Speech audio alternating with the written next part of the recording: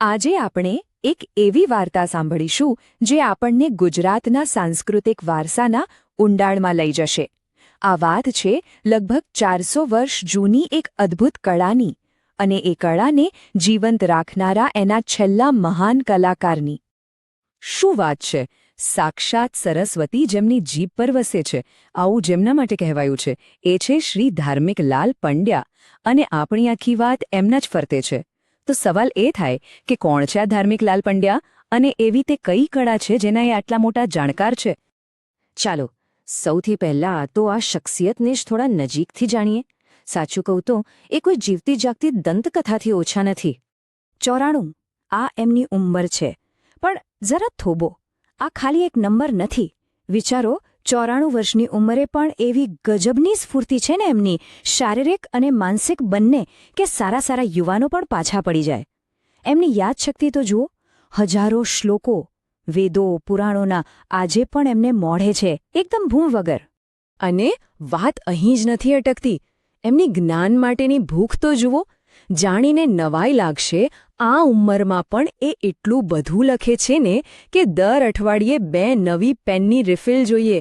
તમે કલ્પના કરી શકો છો? આ બતાવે છે કે એમનું સમર્પણ અને શીખવાની લગન કેટલી અતૂટ છે. તો હવે જ્યારે આપણે આ અદ્ભુત વ્યક્તિ વિશે થોડું જાણ્યું, તો ચાલો હવે એમની કળા તરફ વળીએ. એ કળા કે જેમાં એમણે આખી જિંદગી વિતાવી દીધી છે. આ કળાનું નામ છે માણભટ્ટ આખ્યાન. હવે આ શું છે? જુઓ, માણ એટલે તાંબાનો ઘડો અને ભટ્ટ એટલે જે કથા કહે. તો કલાકાર શું કરે? એ તાંબાના માણ પર પોતાની આંગળીઓથી તાલ આપે અને સાથે સાથે પૌરાણિક કથાઓને ગાઈને સંભળાવે. એકદમ અનોખી રીત છે ને? પણ આ ખાલી વાર્તા કહેવા જેટલું સીધું નથી. આ તો ઘણી બધી કળાઓનું એક મિશ્રણ છે. એમાં મૌખિક કથા તો છે જ, મતલબ કે આખી કથા મોડે યાદ રાખીને કહેવાની. પછી સંગીત અને તાલ છે, જે પેલી તાંબાની માણ અને આંગળીમાં પહેરેલી વીંટીઓથી બને છે. સાથે સાથે ગાયન પણ છે. અને છેલ્લે અભિનય, ચહેરાના હાવભાવ અને ઇશારાઓથી આખી વાર્તા જીવંત થઈ ઉઠે.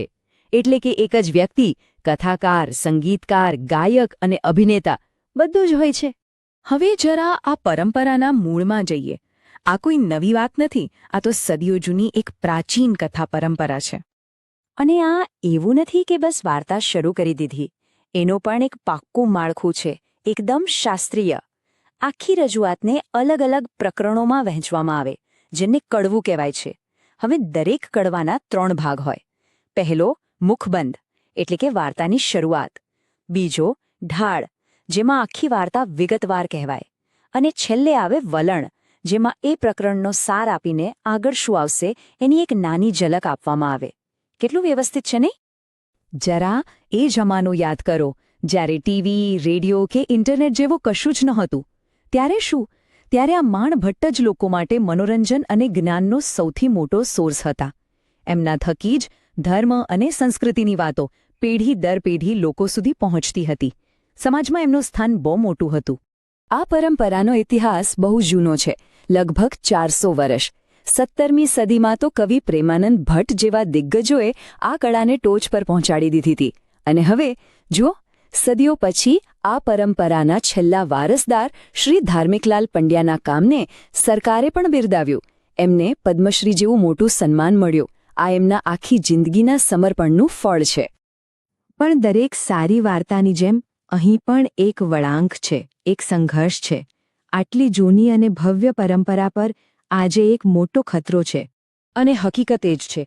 જે કળા એક સમયે ગામડે ગામડે ગૂંજતી હતી, જે લોકોના જીવનનો એક ભાગ હતી, એ જ કળા આજે બસ ખતમ થવાની તૈયારીમાં છે. અને એટલે જ ધાર્મિકલાલ પંડ્યા જેવા છેલ્લા કલાકારોનું હોવું ખૂબ જ મહત્વનું બની જાય છે. પણ આ વાર્તા ખાલી નિરાશાની નથી, આશા પણ એટલી જ છે. ચાલો જોઈએ કે ધાર્મિકલાલજી પોતે આ કળાને બચાવવા માટે શું શું કરી રહ્યા છે. અને એમના પ્રયાસો ખાલી દેશ પૂરતા નથી. એમણે તો આ કળાને દુનિયાભરમાં પહોંચાડી છે. આ આંકડો જુઓ, 2500થી પણ વધારે. આટલા બધા પ્રોગ્રામ્સ એમણે અમેરિકા, યુકે, કેનેડા જેવા દેશોમાં કર્યા છે. ત્યાં એ ખાલી એક કલાકાર તરીકે નહોતા ગયા, પણ જાણે ગુજરાતની સંસ્કૃતિના એક દૂત બનીને ગયા હતા. તો સવાલ એ છે કે એ આ વારસાને આગળ કેવી રીતે વધારી રહ્યા છે, ખાલી કાર્યક્રમો કરીને નહીં. એમણે પોતાના પિતા ચુનીલાલજી પાસેથી આ કળા શીખી, પછી ગુજરાતી આખ્યાન અને ગોવિંદ ગુણસાગર જેવા પુસ્તકો લખીને આ કળાને શબ્દોમાં સાચવી લીધી. એટલું જ નહીં, શ્રી માણે આખ્યાન કલા શિક્ષણ કેન્દ્ર ખોલીને નવા લોકોને શીખવવાનું પણ શરૂ કર્યું. અને સૌથી મોટી વાત, એમણે આ વારસો પોતાના દીકરા મયંકભાઈ અને પૌત્રોને આપ્યો છે. હવે એ લોકો આ પરંપરાને આગળ લઈ જઈ રહ્યા છે. અને આ બધી વાત આપણને એક મોટા સવાલ પાસે લાવીને ઊભી રાખે છે.